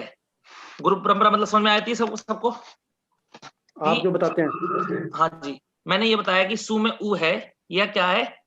इत संज्ञा है सु के उ की। ठीक है, तो मैंने आप बोलेंगे कि जी हम ये इसमें तो दिखाई नहीं रखा, तो गुरु परंपरा के द्वारा आपको यह मानना पड़ेगा कि ये जो सु का उ है यह क्या है? हमारा अनुनासिक है।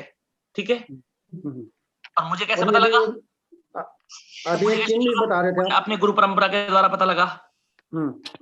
ऐसी गुरु परंपरा, वो गुरु परंपरा चली आ रही है। ठीक है, अब कह रहे हैं कि अनुनासिक चला आ रहा है, मतलब कि गुरु परंपरा से जो अनुनासिक चला आ रहा है उसे अनुनासिक, और जो अनुनासिक नहीं माना जा रहा है उसे अनुनासिक न मानना ही ठीक है। ठीक है, ये समझ में आया आपको?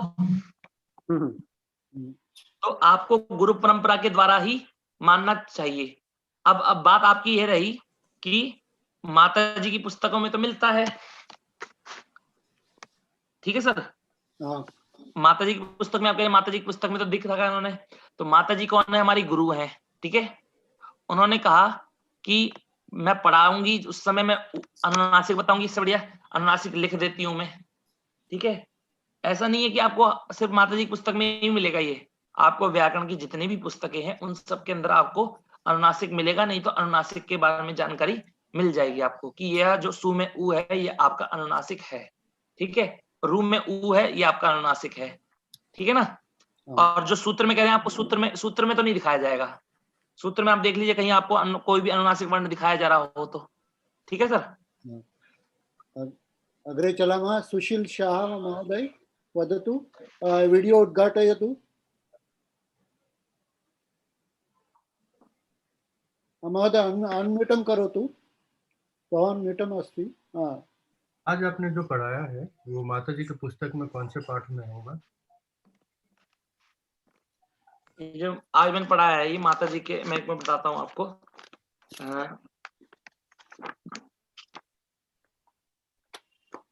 ये पंचोपांग कार्य हैं, यह माता जी के आपको पुस्तक में मिलेगा पंचम पाठ में। किसमें मिलेगा? पंचम पाठ में। ठीक है, पहला भाग, पहले भाग में पंचम पाठ में मिलेगा। ठीक है आपको, और पंचम पाठ में भी आपको ये दिखा रहा है, ये पंचम पाठ में पंचोपांग कार्य हैं।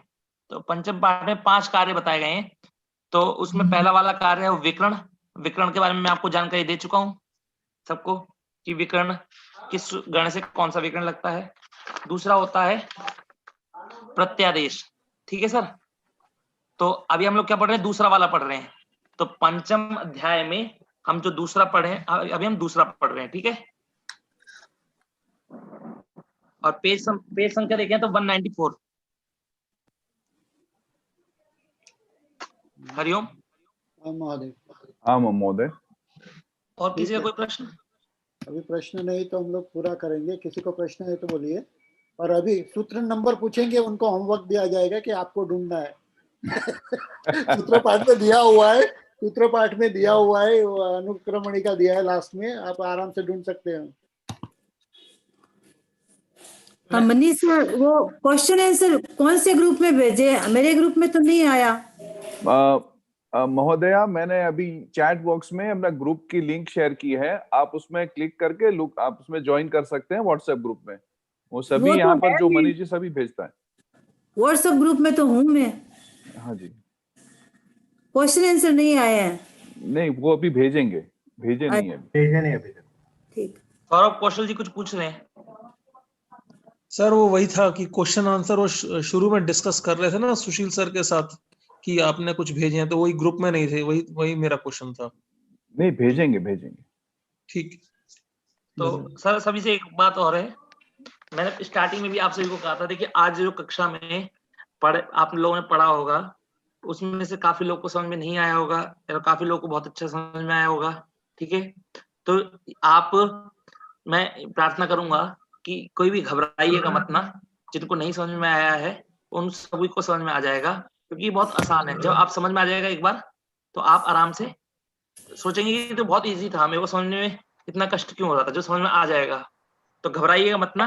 भैमी व्याख्या है, व्याकरण के बहुत बड़े विद्वान हुए, उन्होंने भी अपनी किताब में ये लिखा है कि ये जो व्याकरण है ना, कुछ लोग स्टार्टिंग में पढ़ते हैं और उन्हें कुछ समझ में नहीं आता है तो घबरा के व्याकरण को छोड़ देते हैं।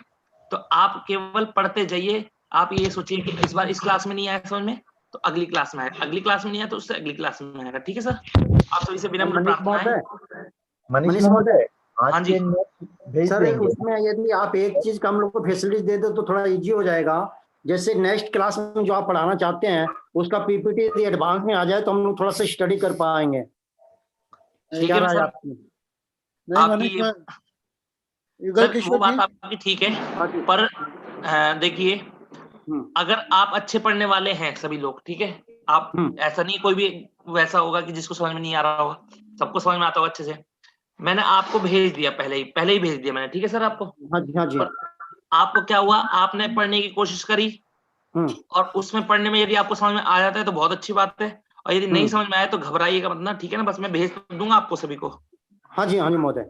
उससे क्या होता है कि सूत्र में ये लिखा हुआ तो सूत्र एक बार नजर से गुजरा हुआ होता है ना, तो इजी टू अंडरस्टैंड हो जाता फिर। ठीक है वो। और ये देखिए मैंने ये जो क्या कहते हैं, मैंने और आगे भी लिख रखा है, मैंने लंग लकार के बाद में लोट लकार का भी बना रखा है, ठीक है ना। ये मैंने सारा बना रखा है, तो आप उसकी टेंशन मत लीजिए, वो मैं भेज दूंगा आपको सभी को, ठीक है। पर आप सभी को थोड़ा बहुत समय देना पड़ेगा, क्योंकि मेरे को टाइप करने में भी थोड़ा टाइम लगता है, और ठीक है ना सर। ठीक है, बहुत धन्यवाद सर मनीष जी, आपका बहुत धन्यवाद। आज का पूरा सेशन करेंगे और आपने अच्छी तरह से पढ़ाया। और के सब लोग को एक प्रार्थना है कि आगे के YouTube देखे तो आपको काफी क्लियर हो जाएगा। अगर कुछ डाउट है तो वो देख लीजिए, तो अपना ये सेशन अच्छे आज जैसे चला ऐसा अच्छी तरह से चलेगा, ठीक है। सभी को धन्यवाद आज के लिए। प्रकाश महोदय आपने ज्वाइन किया, आप बहुत अच्छा पढ़ाते हैं। हाँ महोदय, धैर्य के साथ आप किशोरी आपने ज्वाइन किया ग्रुप? ज्वाइन किया है, आगे का लिंक भी स्टडी कर लिए है, यूट्यूब लिंक। जी धन्यवाद। आप उसको स्क्रीनशॉट ले लीजिएगा और बाद में ज्वाइन कर लीजिएगा। हम लोग मीटिंग ऐड करते हैं अभी। Already join. Thank you. Okay, thank you, धन्यवाद महोदय। धन्यवाद महोदय, बहुत सम्यक अस्ति। धन्यवाद। आम नमो नमः सर्वेभ्यो। नमो नमः महोदय। नमो नमः सर्वे। धन्यवाद। बंद करें तो सबके चेहरे दिखेंगे। बहुत धन्यवाद महोदय। बंद कर देंगे अभी किशोर जी। नमो नमः महोदय। नमो नमः महोदय। वो लिंक क्या होगा, संस्कृत भारती? नहीं आप एक काम करें, जो व्हाट्सएप ग्रुप में आप ज्वाइन करें, उसमें आपको लिंक मिल जाएगी, यूट्यूब का डेली का लिंक आपको मिलेगा। अभी मैं उसमें ज्वाइन हो ही नहीं हूँ महोदय, और मेरे समझ में भी कम आ रहा है क्योंकि मैं काफी पीछे आई हूँ ना। नहीं, इसीलिए तो मैंने पहले क्लास से आप उसमें कम से कम ज्वाइन कर लीजिए, तो आपको सब पहले आगे के भी वीडियोस हैं तो आपको समझ में आ जाएगा। जो आपने अभी लिंक भेजा महोदय उस पे? जी हाँ जी, व्हाट्सएप जो ग्रुप है उसमें सभी के वीडियोस आ जाएंगे आपको। थैंक यू महोदय, थैंक यू महोदय। मैंने आज पहली बार ये ज्वाइन किया है। हेलो। हाँ तो हाँ जी महोदय, मैंने आज पहली बार ज्वाइन किया है, तो इसमें मुझे पुराने कितने लेक्चर अभी तक खत्म हो गए हैं इस पर? अभी करीबन 10 लेक्चर खत्म हुए हैं। 10 लेक्चर जी, आप 10 का आप वीडियोस आपको मिल जाएंगे, आप ग्रुप ज्वाइन कर लें, आप फिर से आपको पोस्ट कर देते हैं हम लोग। धन्यवाद महोदय, धन्यवाद। निकुंज जी शांति हाँ शांति मंत्र का करिष्यति विमल महोदय। विमल जी नमो नमः। शांति मंत्र कार्य तो कृपया।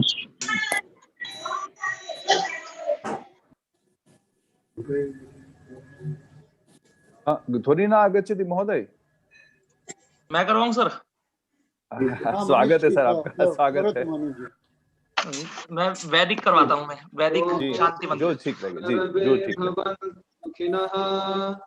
सर्वे सन्तु निरामयाः, सर्वे भद्राणि पश्यन्तु।